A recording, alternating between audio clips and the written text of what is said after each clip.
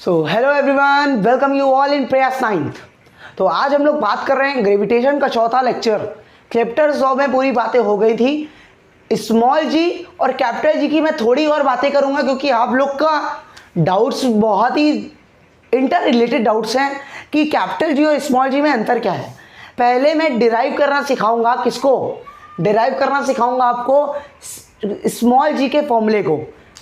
किसको? Force of gravity, acceleration due to gravity, ये सब बातें सेम हैं। Force of gravity, acceleration due to gravity, ये सब सिखाऊंगा। अभी रुकना, देख रहा। यूनिवर्सल ऑफ ग्रेविटेशन का फॉर्मूला क्या था? पहले यहाँ पे लिख लो मेरे साथ, याद करो अपने दिमाग पर, जोड़ डालो दिमाग पर। क्या था फॉर्मूला? फॉर्मूला था F equal to G m1 into m2 upon r square. ये फॉर्मूला था। ये क्या था? ये क्या था? ये क्या था? ये क्या था? याद करो, याद करो। ये था ग्रेविटेशनल कांस्टेंट। इसका नाम भी यही है। इसकी वैल्यू कितनी थी? याद है किसी को? कमेंट में लिख के बताना। इसकी वैल्यू थी 6.67 into 10 to the power -11 newton metre square by KG square. ये थी इसकी पूरी वैल्यू। ये 10 है, ये इसकी पूरी वैल्यू थी। हर वक्त ये कांस्टेंट रहता है, यही वैल्यू पुट करेंगे। ये था मास 1। ये था क्या? मास 1। ये क्या था? ये था मास 2। अब एक चीज याद है, इनवर्सली क्या स्टेटमेंट थी? Product of masses and inversely proportional to. किसके इनवर्सली प्रोपोर्शनल था? R square. आर स्क्वायर क्या है यहां पर? डिस्टेंस बिटवीन दो मासेस के बीच की डिस्टेंस कितनी है? Distance between two forces, difference between two masses. ठीक है, क्लियर? अब देखो, अब फोर्स का फॉर्मूला क्या होता है? पिछले लेक्चर्स में बताया। लिखो यहां पर फोर्स का formula F equal to ma। ऐसे ही आपको अपने एग्जाम में डिराइव करना है, ऐसे ही डिराइव करेंगे। अब देखो, ये दोनों चीजें सेम मिल गई, ये दोनों चीजें सेम मिल गई ना। अब देखो, जैसा कि मोशन में पढ़ा था, मोशन में एवरेज वेलोसिटी के फॉर्मूले को इक्वेट करते थे। LHS सेम रहता था, RHS को इक्वेट करते थे। यहां भी RHS को इक्वेट कर दो। अगर मैं RHS को इक्वेट करता हूं, एक तरफ F इंटू एम ए हो जाएगा, एक तरफ हो जाएगा G m1 अपॉन m2। ये दोनों m सेम नहीं है। और एक क्या था हमारा? एक था R स्क्वायर। एक m से एक m कट गया। यहाँ पे छोटा m ले लो, छोटा ही m होता है, यहाँ पे छोटा m बना लो, स्मॉल m। एक m से एक m कट गया। अब बचा क्या? a equal to G m upon r। अब ये एक्सीलरेशन है क्या? पता है किसी को?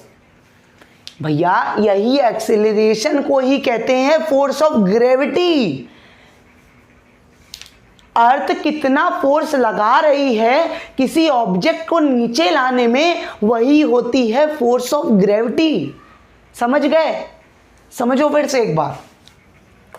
अब देखो, ये होता है ए ही होता है हमारा स्मॉल जी। मैंने क्या बोला? जो ए जी, ये जो स्मॉल जी होता है वही होता है हमारा ए, मतलब कि m अपॉन आर। ये जो हम लोग की एनसीईआरटी बुक है वो सिर्फ हम लोग को बताती किसका है? हम लोग को बताती है किसका? अर्थ का। अर्थ की फोर्स ऑफ ग्रेविटी बताती है, अर्थ की फोर्स ऑफ ग्रेविटी बताती है। सुनना, जो अर्थ की फोर्स ऑफ ग्रेविटी है, कि जो फोर्स ऑफ ग्रेविटी है वो किस पे डिपेंड करती है, ये बातें जानो, क्योंकि आप बहुत ही मिसकंफ्यूज हो। क्यों ऐसा होता है? क्यों दो ऑब्जेक्ट सेम समय पर गिरते हैं, ग्राउंड पर टच करते हैं? सुनना, ये फॉर्मूले को याद रखो, इस फॉर्मूले को याद करना जरूरी है। याद कर लो। कर लिया?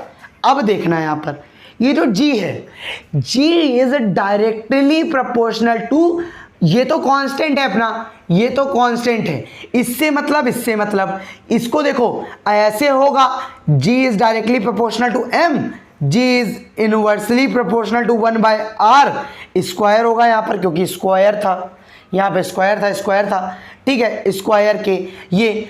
अब जब ये फॉर्मूला बनाया होगा, इक्वेलिटी को हटाने के लिए कोई एक कांस्टेंट यूज करा होगा, वो कांस्टेंट जी था यहाँ पर। अब समझो जो फोर्स ऑफ ग्रेविटी है, कोई भी ऑब्जेक्ट नीचे आता है अर्थ की तरफ, वो भैया डिपेंड ही नहीं करता मासेस पे। ऑब्जेक्ट के जो दो मास नीचे आ रहे हैं उनके मास पे डिपेंड ही नहीं करता। किस पे डिपेंड करता है बताता हूं, ये डिपेंड करता है, इसको लिखने का तरीका और है, फॉर्मूले को हायर क्लास में सीखोगे, 11th में सीखोगे, मैं बता दे रहा हूं।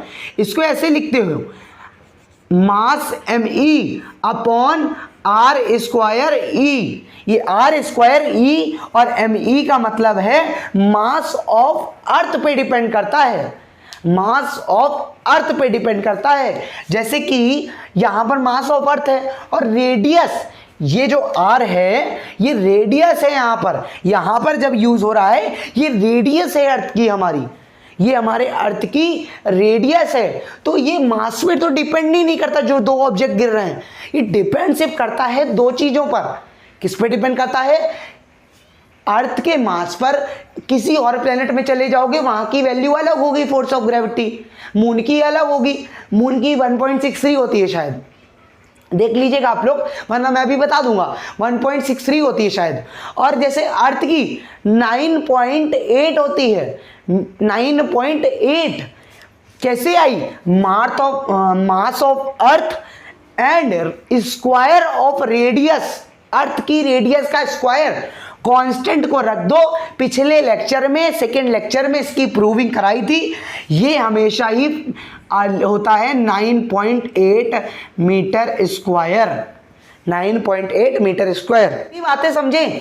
अब जैसे कोई भी प्लेनेट होगा उसकी अलग वैल्यू होगी क्योंकि उसका मास अलग होगा। उस प्लेनेट का मास अर्थ के इक्वल तो होगा नहीं। मार्स ले लो, मरकरी ले लो, वीनस ले लो, जुपिटर ले लो, नेपच्यून ले लो, यूरेनस ले लो, कोई भी ले लो, उसका फोर्स ऑफ ग्रेविटी अलग होगी बच्चों। समझो बात। कैसे समझोगे मैं फिर से बताता हूं। ये जो स्मॉल जी है ये ओनली डिपेंड करता है किस पर? ये डिपेंड करता है हमारा, मान लो ये कोई एक अर्थ है, ये कोई एक अर्थ है, ये दो ऑब्जेक्ट है, ये जिसके सरफेस पे लाई करेंगे, ये दोनों सरफेस पे जिसके गिरेंगे उसका मास लेना है आपको। इन दोनों के मासेस के फर्क नहीं पड़ता स्मॉल जी में। स्मॉल जी में सिर्फ फर्क पड़ता है किससे? स्मॉल जी में फर्क करता है सिर्फ हमारा मास of earth and radius of earth, square of radius of earth. Mars में जाओगे उसकी रेडियस और कुछ है। अब मैं क्वेश्चन कराता हूं मून की रेडियस लेकर और किसकी, मून का मास लेकर, तो समझोगे उसकी 1.63 आएगी। कुछ करते हैं तो अब हम लोग न्यूमेरिकल को देखते हैं। देखिए न्यूमेरिकल को मैंने आपको बताया स्मॉल जी का formula, small G equal to capital G m upon r2।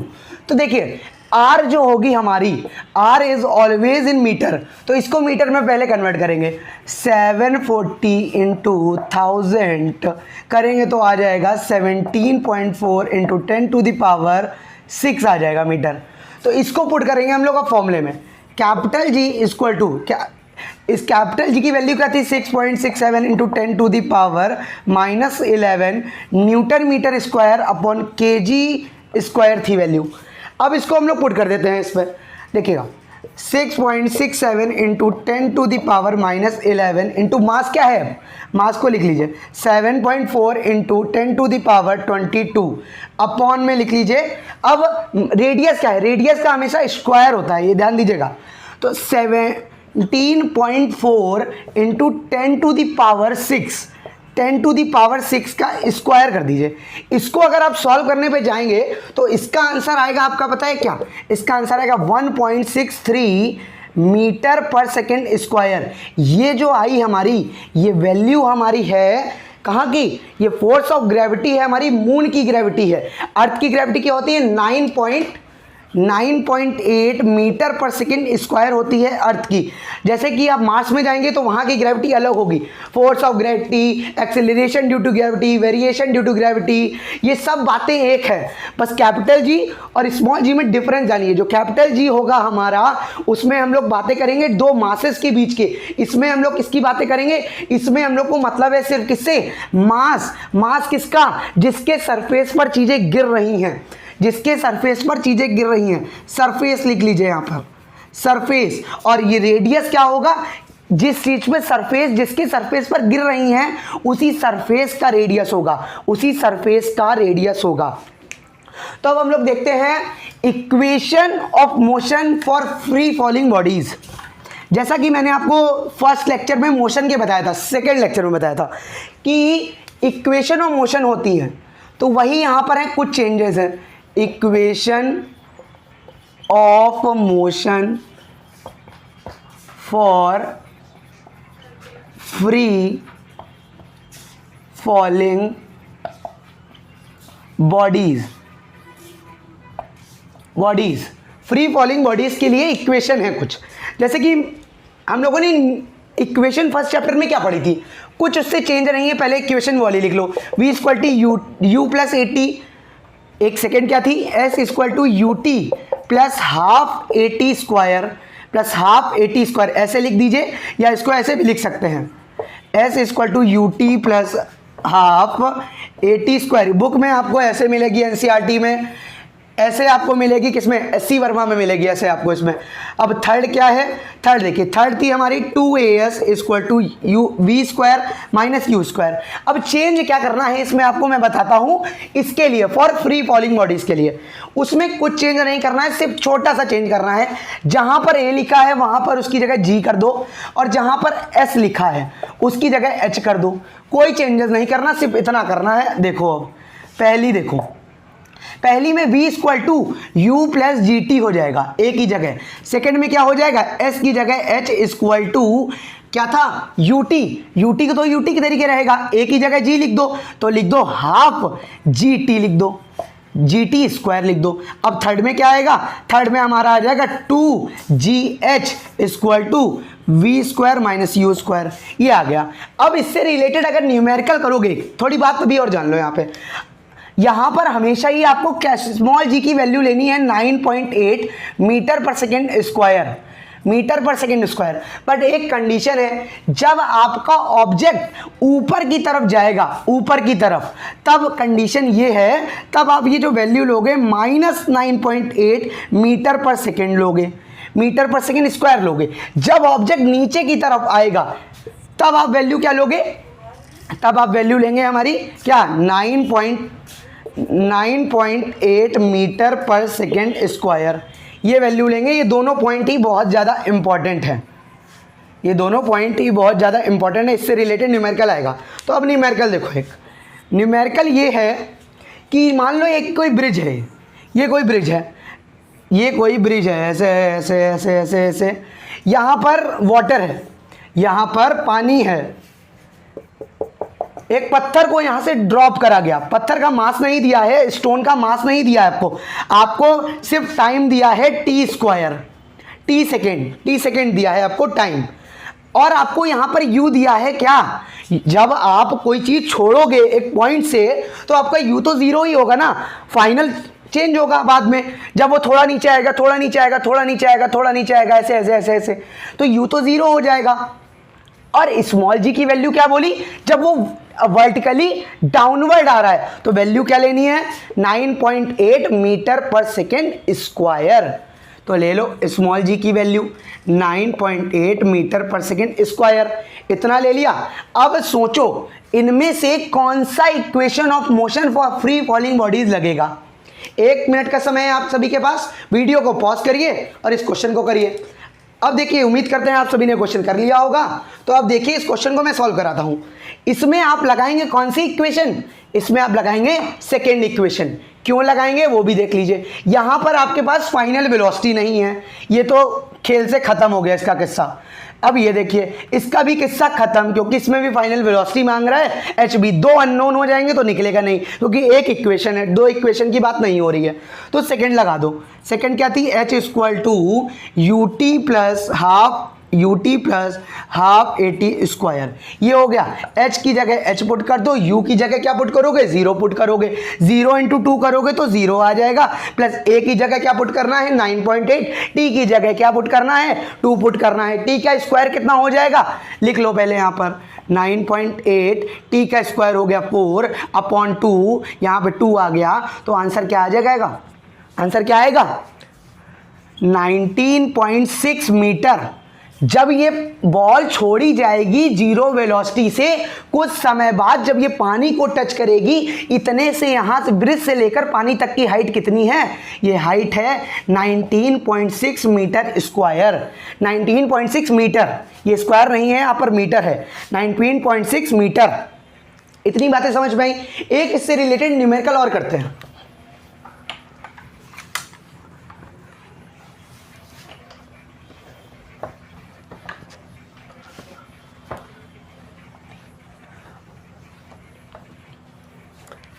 मान लो कोई भी बॉल है, एक ये बॉल है, इस बॉल को अब हम लोग कैसे उछाल रहे हैं, इस बॉल को हम लोग ऊपर की तरफ ले जा रहे हैं, ऊपर की तरफ। तो इस बॉल को कितने की स्पीड से ले जा रहे हैं, जो इसकी स्पीड है, इसकी स्पीड है 15 मीटर।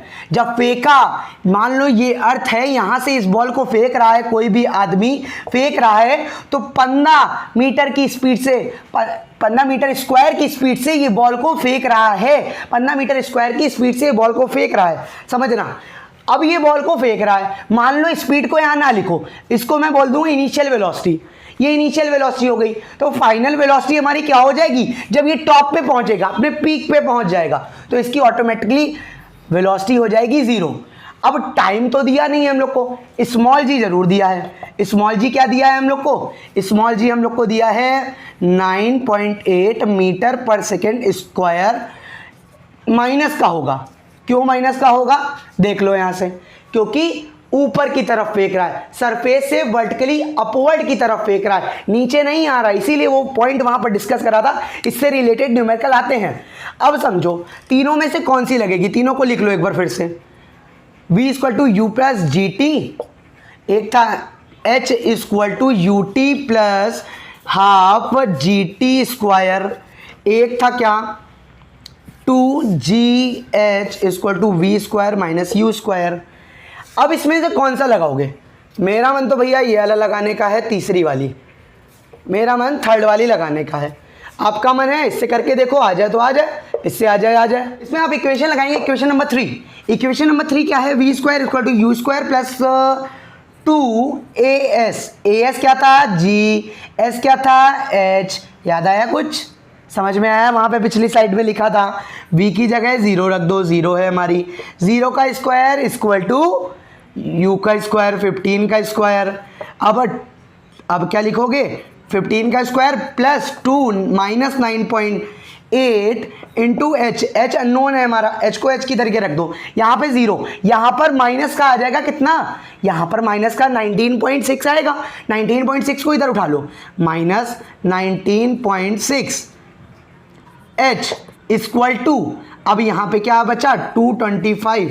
अब h है ये अननोन था, h को ऐसे रख दो 225 अपॉन 19.6, इसको जब कट करोगे तो h आ जाएगा हमारा 11.4 मीटर। क्या आ जाएगा 11.4 मीटर। तो इतना आपको मैंने समझा दिया। अगर ये सब चीज़ें क्लियर हों तो वीडियो को लाइक करिएगा, शेयर करिएगा, और इससे जो आगे का चैप्टर बताया बहुत ही ज़्यादा सरल है, वो 1 घंटे का लेक्चर कुछ होगा नेक्स्ट वाला, उसमें पूरी बातें क्लियर कर दूंगा, चैप्टर ख़त्म कर दूंगा न्यूमेरिकल के साथ। ज़रूरत नहीं पड़ेगी न्यूमेरिकल की अलग से। उसके बाद जो मैं चैप्टर चालू करूँगा बहुत ही इंटरेस्टिंग वे में चैप्टर चालू करेंगे, विजुलाइज करेंगे चीज़ों को। नेक्स्ट चैप्टर में साउंड चैप्टर स्टार्ट करने का मेरा बहुत विचार है। आप अपने विचार बता सकते हैं कमेंट में। तो thank you, bye bye, take care, all the best.